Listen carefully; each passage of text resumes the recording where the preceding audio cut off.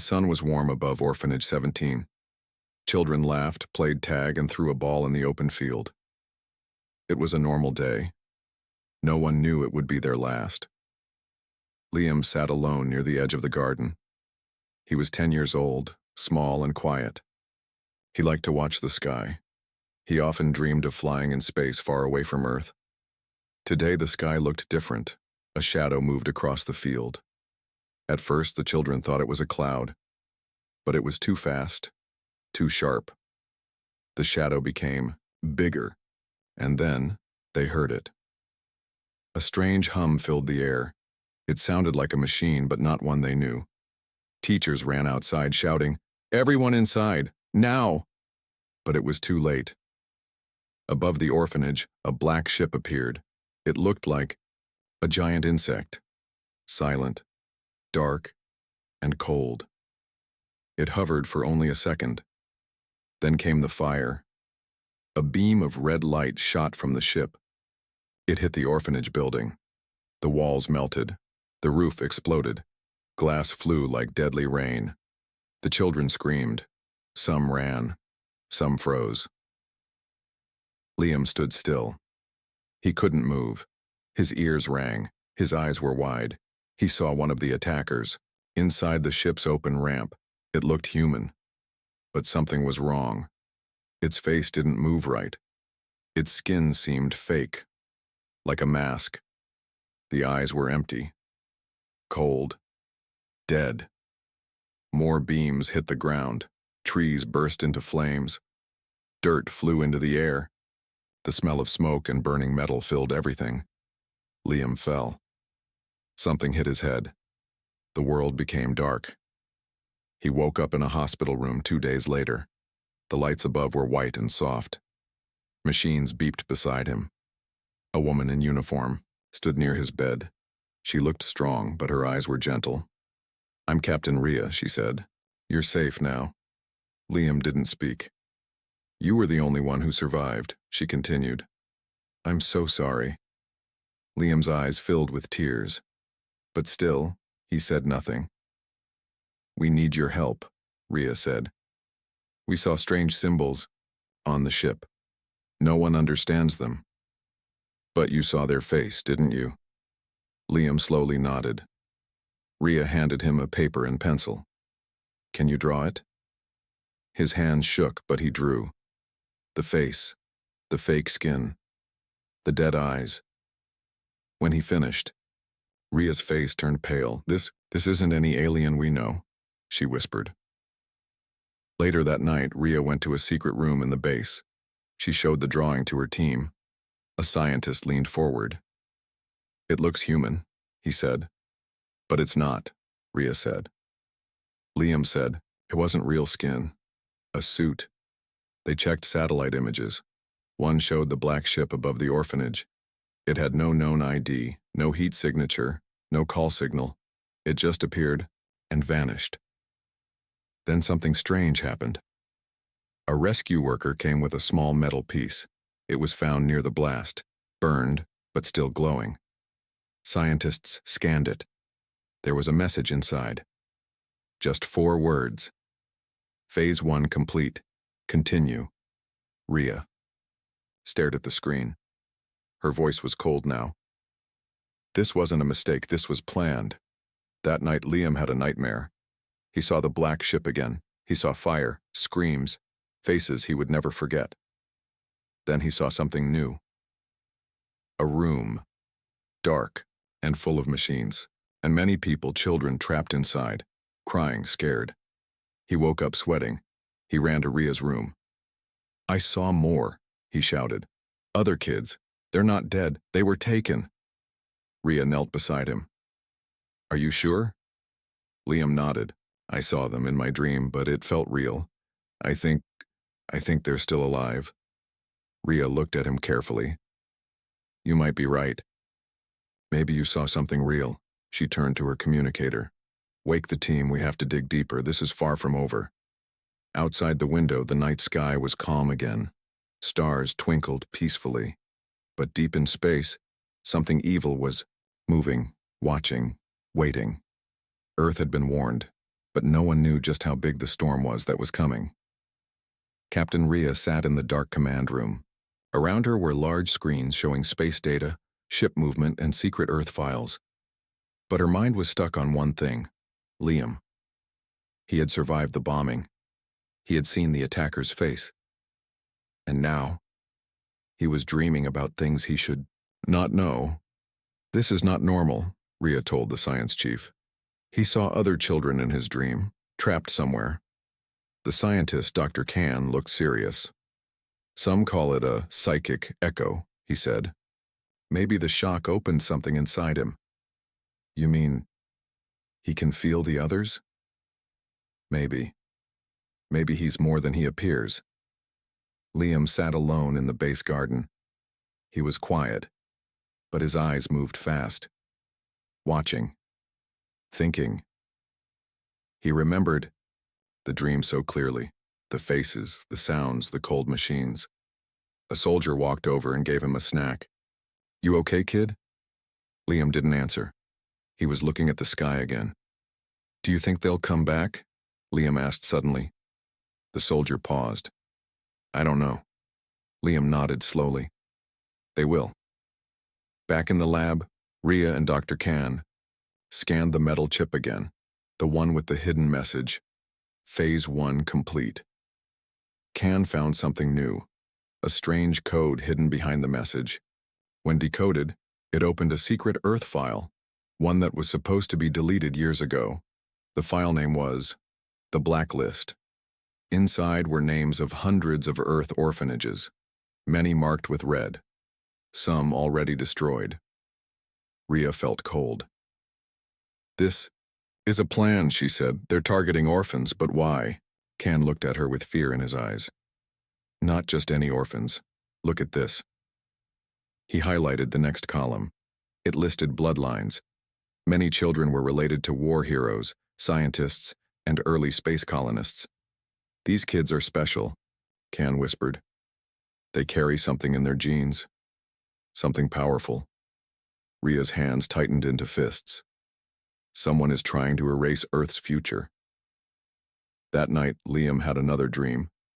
This time he saw symbols, glowing marks, on the walls of the dark room where the children were kept. He reached out to touch one and it burned into his hand. He woke up screaming. Rhea rushed into his room. His palm was red, and the same symbol from the dream was now on his skin, glowing faintly. Dr. Can arrived and scanned the mark. "This is ancient," he said. "Not alien, not modern. This is old Earth language, forgotten for centuries." "What does it mean?" Rhea asked. Can looked at them. "It means awakening."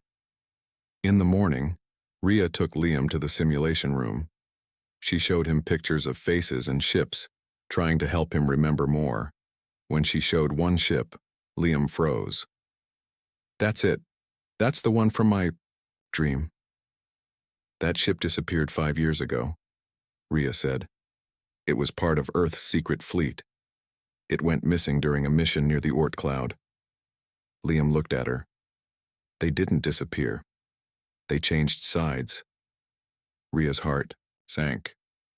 "You think they're the attackers?" Liam nodded.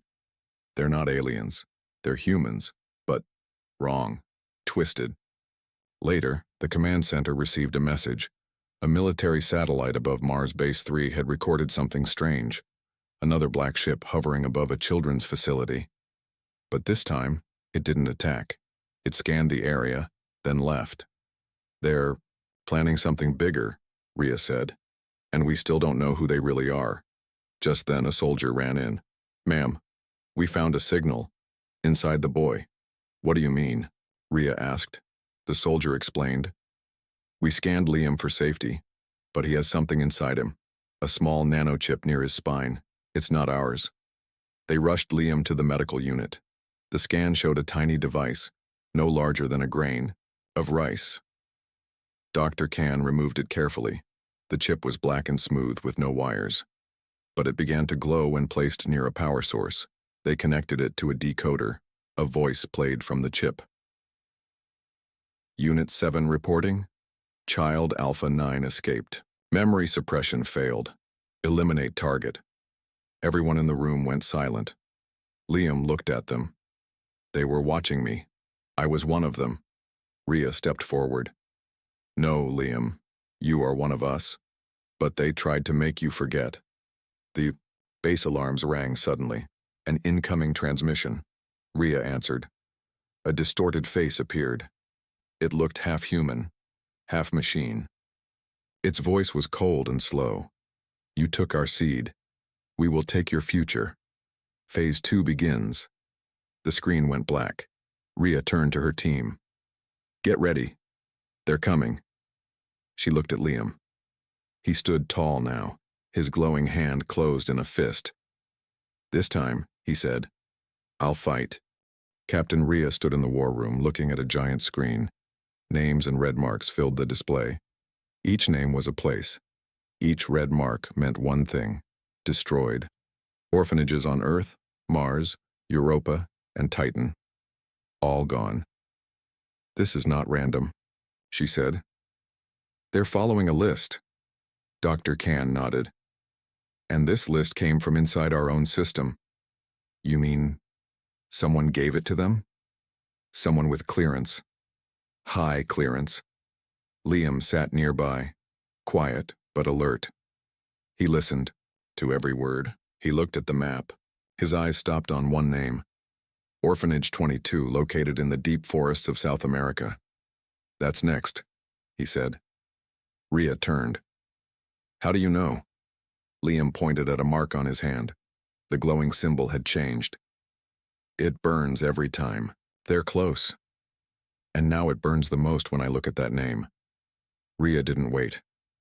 Send a team. Evacuate Orphanage 22 now. In the forest, soldiers arrived at Orphanage 22 just in time. As they loaded children into transport shuttles, a dark shadow fell over the trees. A black ship appeared. It fired one blast but missed. The soldiers fired back. The ship vanished as quickly as it came. Back at Earth Command, the children were brought to safety. One of them, a girl named Nia, walked up to Liam. She looked about 8. I know you, she said softly. Liam blinked. From where? I saw you in the dreams. He looked at Rhea. She saw them too. Rhea's voice was serious. Then this is spreading. Dr. Can looked at both of them. It's not just trauma. Something deeper connects these children. Something like a shared signal, a network. Meanwhile, Earth's security forces were hunting for the traitor who leaked the black list. They found him. General Sorek, a respected leader in Earth's Defense Council, had vanished from his post 2 months ago. Now a drone camera caught him boarding a black ship. He was alive. And working with the enemy. Rhea slammed her fist on the table. Why would he betray us? Khan answered. Maybe he believes in their plan. Or maybe he's not fully human anymore. Later that night, Liam couldn't sleep. He sat alone in the training room. Nia joined him. I had another dream, she said.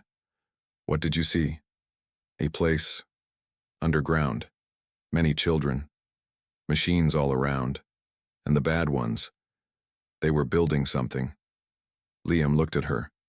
A weapon? Nia nodded. A big one. They said it will clean the stars. The next morning, Rhea called an emergency meeting. Here's what we know, she said. They're not just killing, they're collecting. She pointed at the screen. Some children weren't killed. They were taken. And our survivors, Liam, Nia, and others, have strange marks, powers, memories. She turned to Can. Tell them. Can stood. These kids might be part of an old Earth program, Project Bloodline. What's that? Asked a soldier. Hundreds of years ago, Earth secretly designed children using DNA from heroes, thinkers, and fighters. The project was shut down. Or, we thought it was. Liam asked. You mean we were made? Not made, Khan said. Born with purpose. At the same time, in deep space, General Sorek stood inside a dark chamber. Around him were machines and tanks filled with children in stasis. Cold. Sleeping. He spoke into a black console. More units are awakening. The hive is almost complete. A robotic voice answered. Soon, Earth will have no future. Only one mind. One will. Back on Earth, Liam sat in a new test room. Rhea and Can watched from behind glass. The mark on his hand began to glow brighter. He closed his eyes. Suddenly, the screen lit up. Liam's brainwaves spiked. Then a map appeared on the monitor. What is that? Rhea asked. Khan stared. He just created a path to their base. He knows where the stolen children are. But just then, alarms screamed. An explosion hit the outer defense wall of the Earth Command base. Enemy drones flew in, fast and silent. Liam stood. They found me. Rhea shouted orders.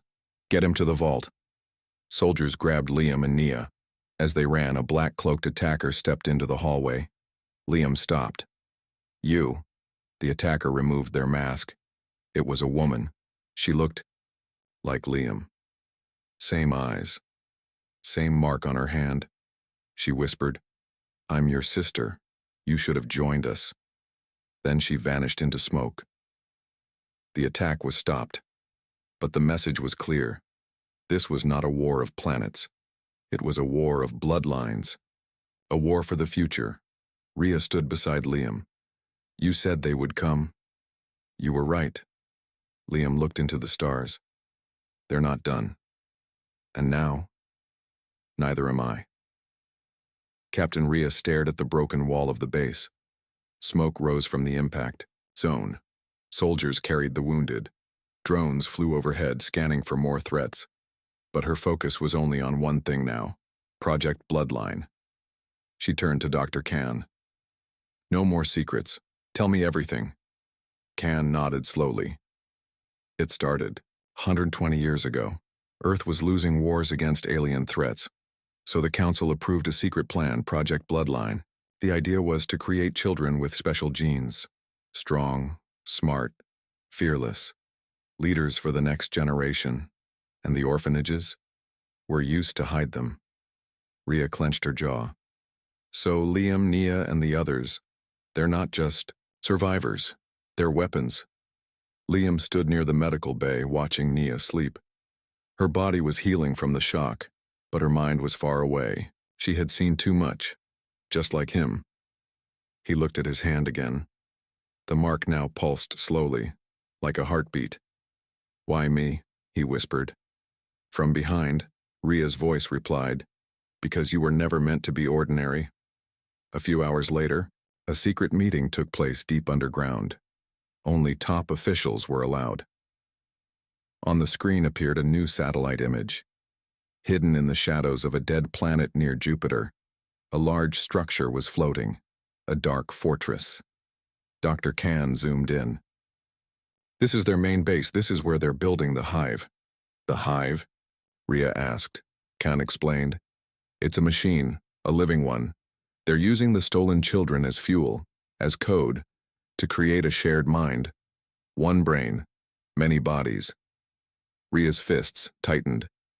We stop them, now. The mission was launched quickly. 3 warships. 1 special transport carrying Liam, Nia, and 2 more children with marks, twins named Juno and Axel. All 4 had shown strange abilities in the last 24 hours. Juno could sense danger before it happened. Axel could see heat trails of invisible enemies.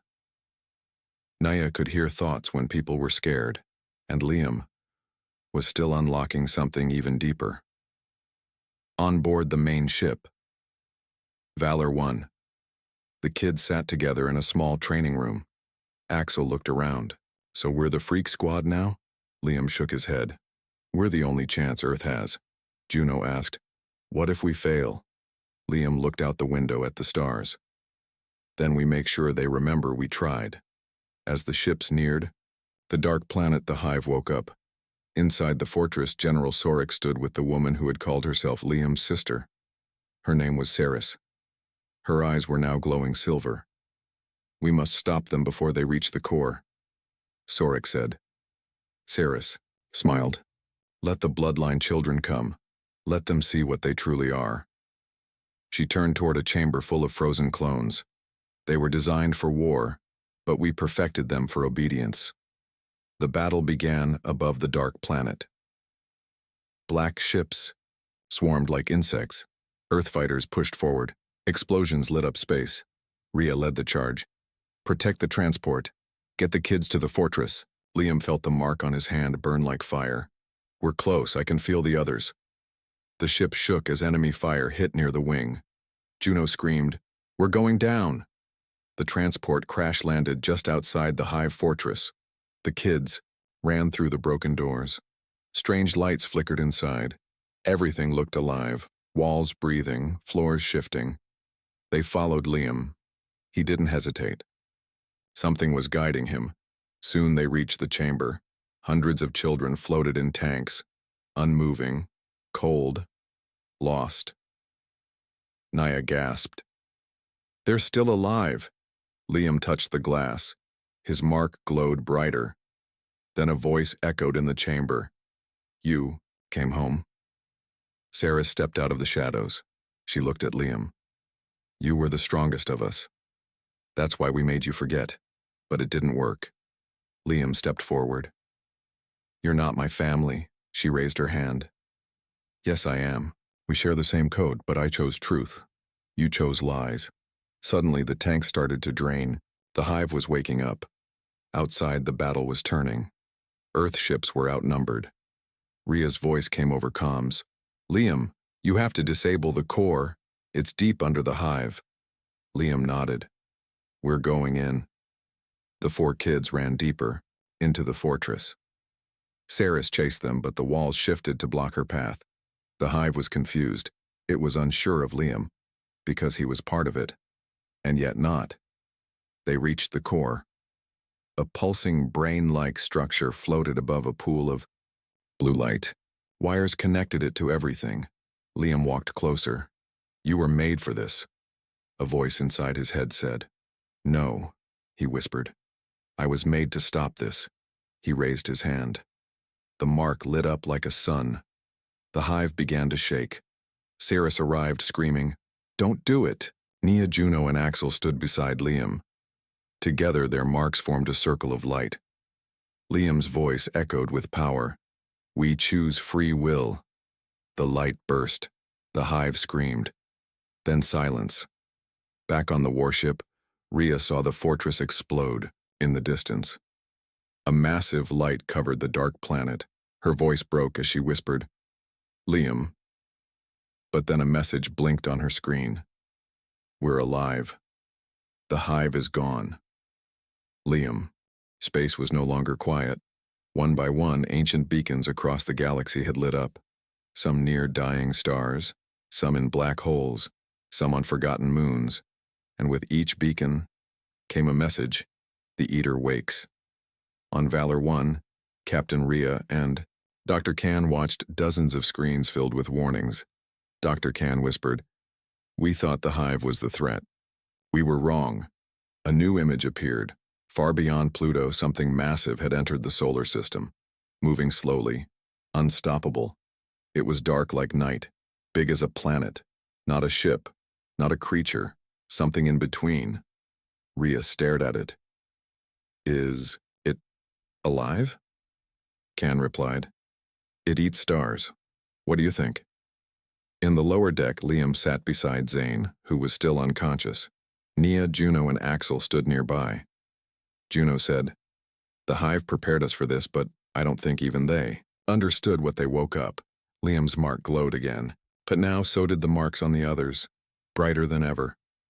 "We are connected to it," Liam said. "It knows we're here."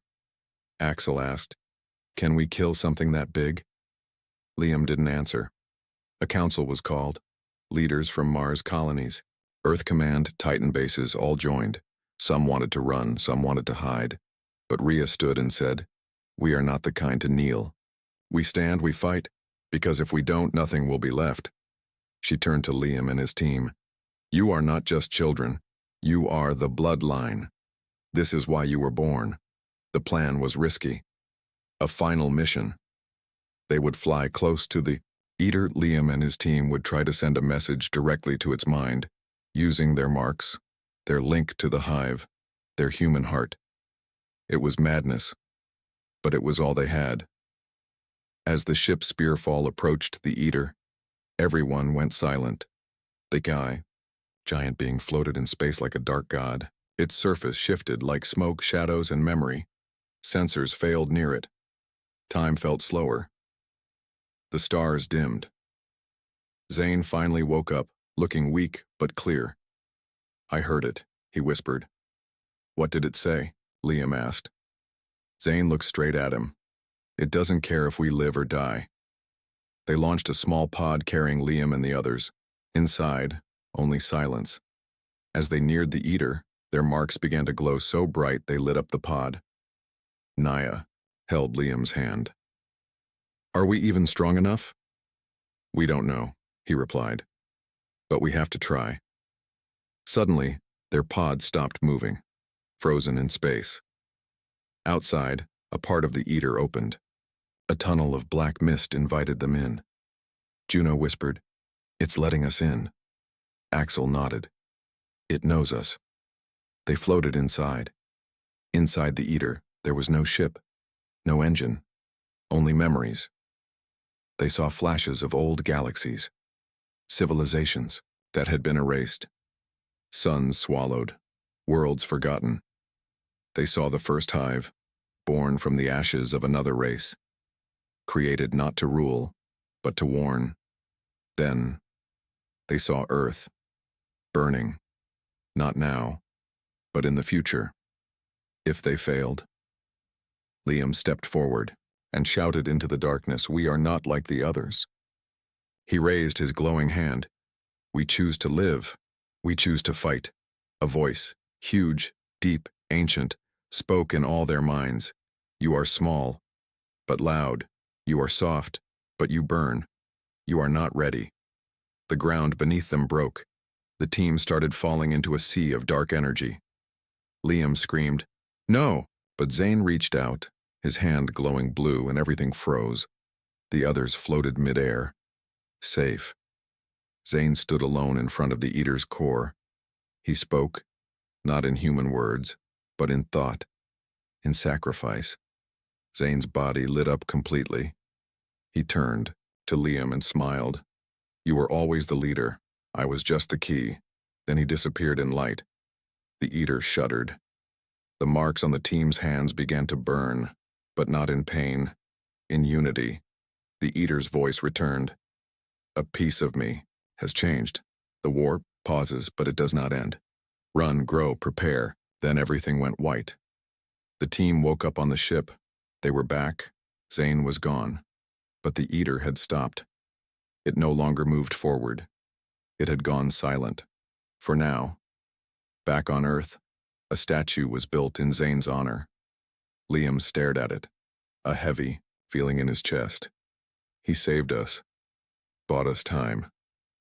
Rhea stood beside him. "What will you do now?" Liam looked at the stars.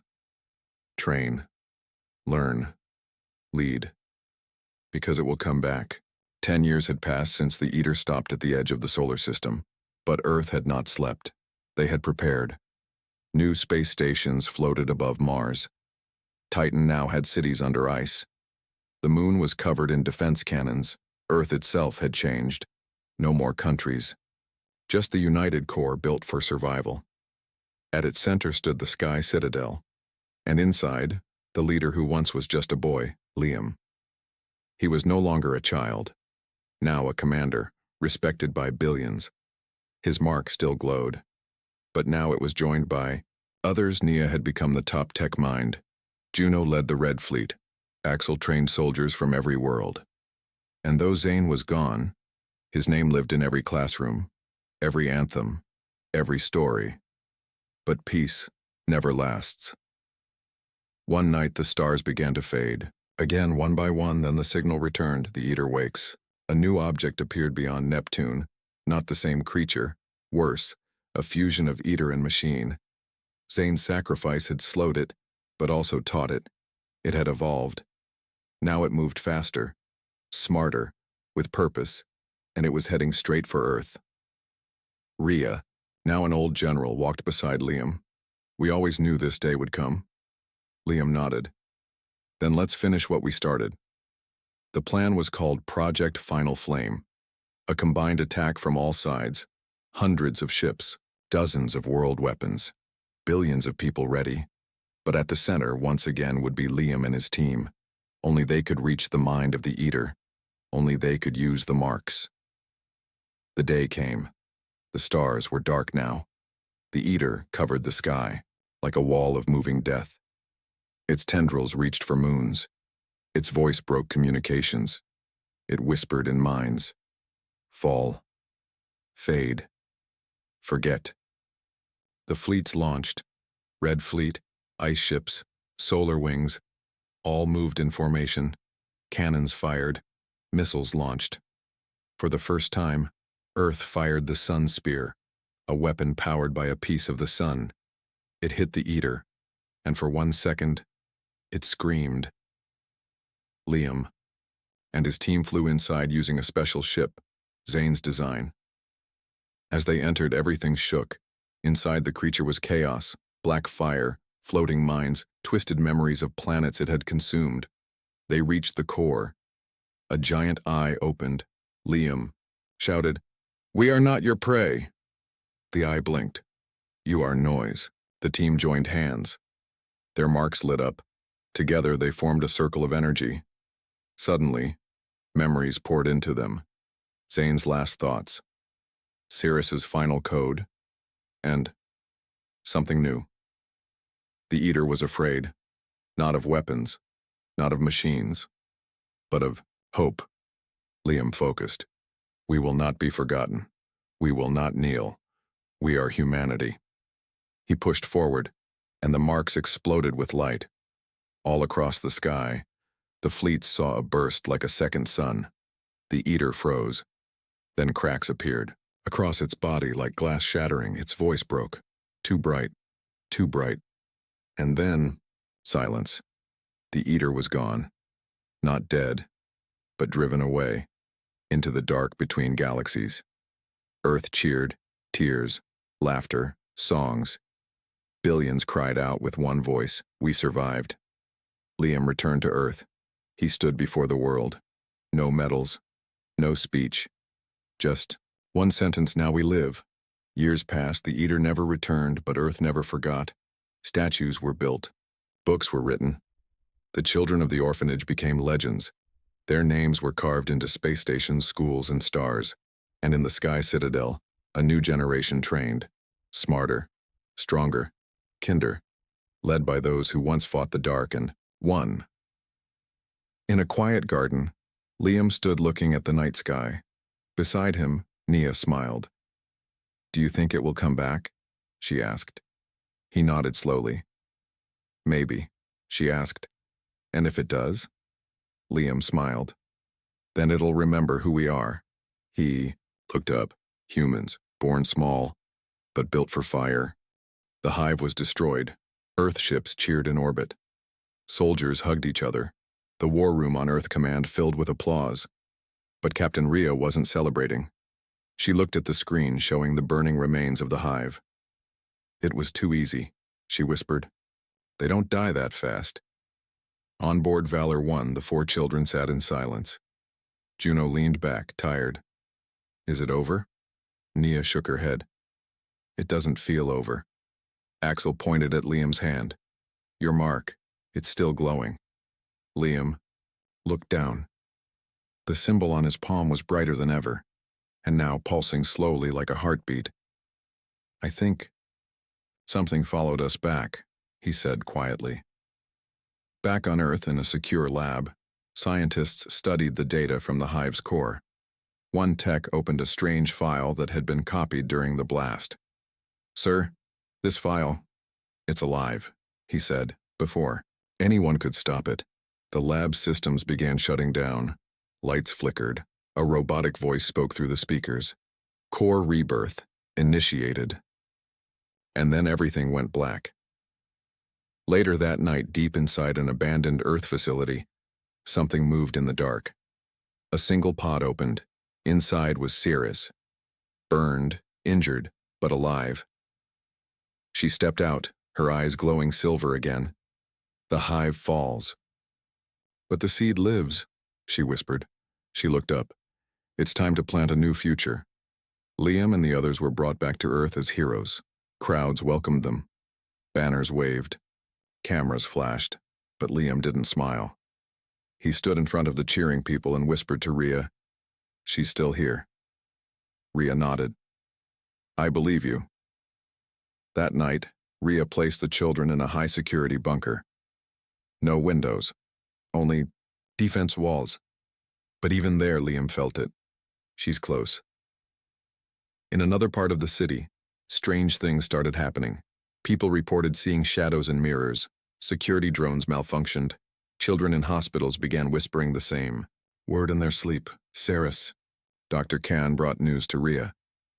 "We decoded more of the blacklist, and it's worse than we thought." Rhea raised an eyebrow. "Worse how?" Khan looked tired.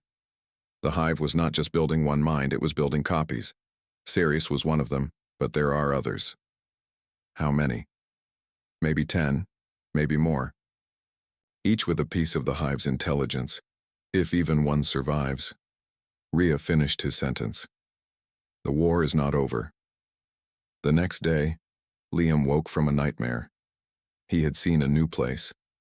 Underground, filled with silver eggs. Each egg held a child with glowing eyes. He grabbed a pen and drew the location from his dream. Rhea stared at it. "That's in old Europe, near the ruins of Warsaw." She gathered a team. "We're going there." When they arrived, they found an old power station hidden beneath a mountain. Inside, everything was quiet. Too quiet. The team moved through the tunnels, then stopped. In the center was Ceres. She stood in a circle of pods. Behind her, 5 more. Children floated in stasis. She smiled when she saw Liam. "You came home again." Liam stepped forward. "You're not my home. You're still confused," she said softly. "You destroyed the hive, but that was just a body. I'm the memory. You're the enemy." "No," she replied. "I'm the future." Then she raised her hands. The 5 stasis pods opened. The children inside stepped forward, eyes glowing. Silver, clones, hive-born, just like her. A battle began. Juno ducked a plasma blast. Axel shielded Nia as they retreated behind rubble. Liam faced Ceres. She moved fast, too fast. But Liam's mark lit up brighter than ever. Their hands clashed, mark against mark. A burst of light filled the chamber. In that moment, Liam saw everything.